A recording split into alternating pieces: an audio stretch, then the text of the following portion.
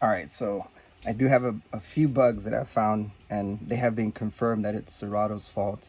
To a fact that they're gonna fix it or change the settings or let people know that they got to change a few settings in Serato to make it all work.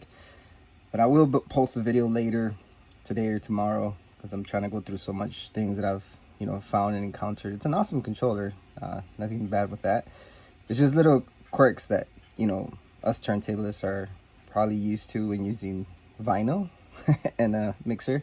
I got both set up, so I got the Rev7 here and I got the S11 over there, and I'll show you here what I was experiencing at first, mainly because if you're a newbie and you're not used to maybe figuring out why your system is acting up or whatnot.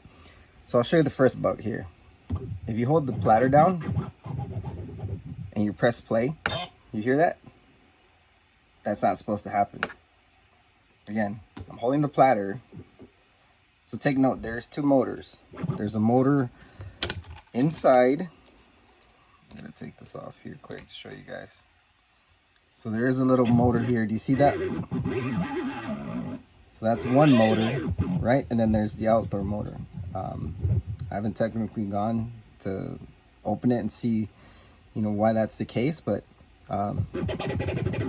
the platter inside, I guess you can call it that, is well, they both are actually.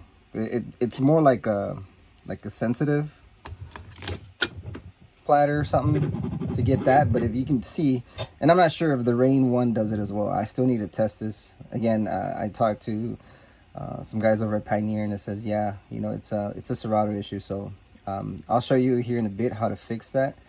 But again, I'm holding the platter, you can see there, and if you press play, that's not supposed to happen. It's not necessarily a bug, but coming from vinyl, and if you do that on an actual turntable, that doesn't happen. That's not supposed to happen. So that's just something that it bothered me right away, was the fact that it was doing that. Now there is times where I've tried mixing, and there's times where like I'm mixing on both decks, and if you like press it hard, like sometimes it'll jump back. It's gonna be a while before there it is. It kind of jumped back. Like it doesn't, it wobbles just a bit. I do have the stop time set at 0, so it should stop right away. The other part of it is that if you're used to turntables and you stop it, pay attention to, you see how it spins back just a bit? That little spin, like that little flutter, like it's spinning and it just stops and it just like goes back a bit. You're gonna get sound out of that. So that's gonna be a backwards sound that you don't want in your mixes or whatever. That's usually a calibration method you can do on your turntables. A lot of techniques have resistors that you can switch that up into to make sure it doesn't happen. Sometimes it relates to whether you're level or not, and I have a pretty level table, so I know it's not that. It's happening to both. You kind of see there, see how it bounces back a little bit. Again, that's another thing that at least for me it bothers some, because I'm used to turntables and I know when that happens, at a show where I'm trying to do live mixing or recorded mixing, that little backwards thing is gonna matter a lot. You'll hear it. I've heard it a few times here and there, and I'm like, nope. It's not cool. So could be a fix that Pioneer will do, or in the Serato settings here, which I'll show you here quick. That's one, or sorry, that's the second one. Now the third one that I found, which is more of a hardware issue, and it relates to a lot of mixers out there, because I don't blame them, right? Sometimes they just want to go through production quick and just get it out to consumers, which is okay. What I've noticed is I got my feeling adjust to the lightest. It's all the way to the left here, and you can see in the corner of the screen. It is not light. It is super hard, and I think the gunk or the grease that's in there, it might have gotten hard, or it might have not used the correct one. It is completely not solid. It gets stuck. Like if you're trying to do crabs and stuff, I don't get that bounce back off my thumb, which is what what turntables are used to, right? They want to feel that nice bump back. It gets stuck because of that gunk that's in the rails of that crossfader. And it being saying they're promoting the Magville Fader Pro, you know, which is the S11 too. So you can kind of see up there. I'm going to move the phone just a bit there. If you watch what I'm doing with my fingers, watch. It's just, I'm barely moving it. And it bounces back and forth. You can kind of hear that clicking too. I'm going to do the same to this one. You see how it's not, it stops. It doesn't even go all the way. There's like a nasty gunk there, which I'm going to have to open up the mixer and literally wipe all that gunk away and put some oil or something. I got some sewing oil, which I do have some here in my drawer, which I haven't used in a while. I'll get it out so I can show you. It's how it works best for me. It's pretty old, but it's one of those for the sewing machines. You go to a fabric store, get those, and you got to make sure you clean up all the gunk out of your faders and whatnot to be able to get it. I haven't not used it on that because I found that the S11 just works as great. I have not opened it and messed with it. The only thing I did change was the bumpers. And, you know, I got used to this mixer, right? Because of how light it is. You can hear it just... You can hear the bumps? No. I'm doing it here again. Same position because I know my fingers. I know the fader movements and whatnot. And it just doesn't feel the same. So what I'm scared of is, and I haven't looked at the manual to see if I'm gonna have to open it from the bottom, just remove all the screws and get into it and do all that. Because there's no way to access it this way to remove the plate. Some of these do it as well. They're kind of a little stiff. Also with some of the cross, I mean, they feel okay. The pitch lighters, they feel okay. It's just, this has me concerned a lot. It's the fact that this happens. I'll show you what I did, or what the guys over at Pioneer recommended, so that this doesn't happen where you're not supposed to hear that. Of course, I just ate. My fingers are all greasy. So I'm gonna go here into Serato and show you. So if you go to your settings, pardon me here, it looks all weird.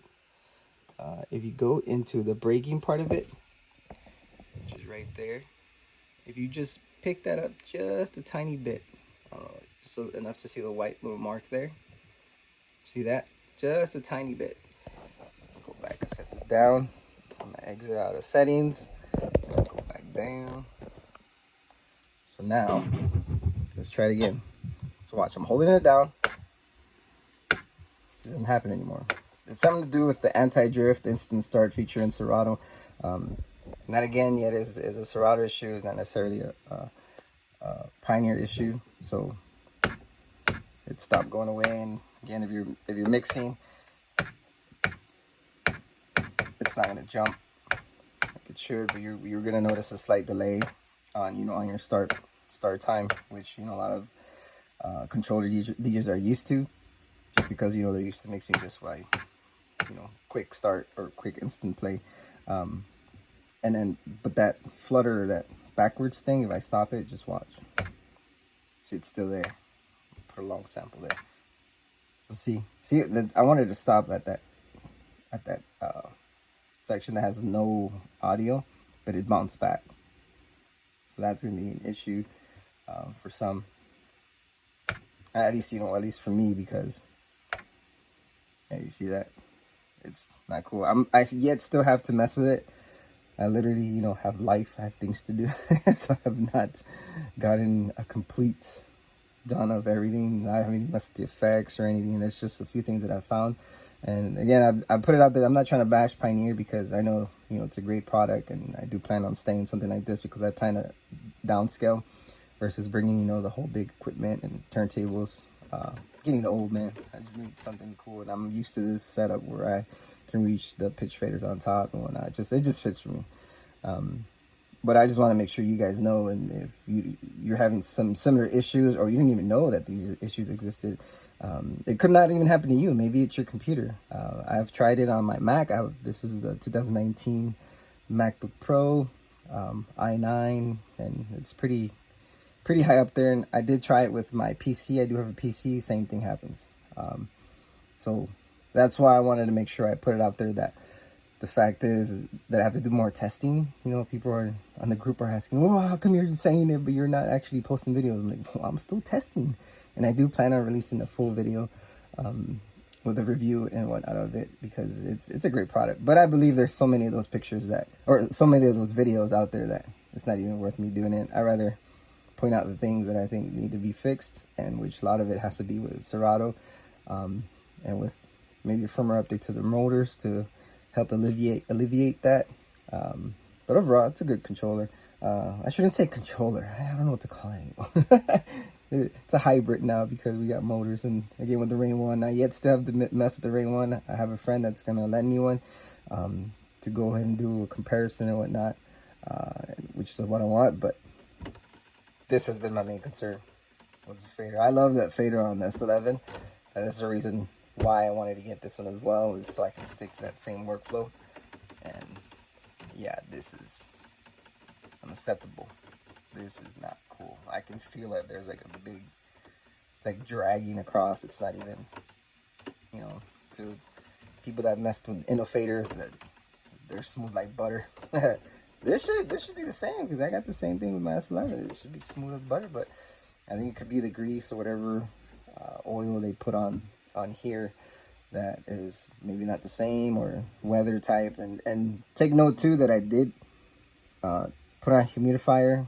I do live up in Minnesota, which just gets really cold outside. It's negative something outside right now, and I did have a air filter and a humidifier running all night just to see if, you know, it would do something. And nope, still got the same issue. So yeah, so there you guys go. Watch for my full video on YouTube. I do have a YouTube channel. It's Ivan Avalos.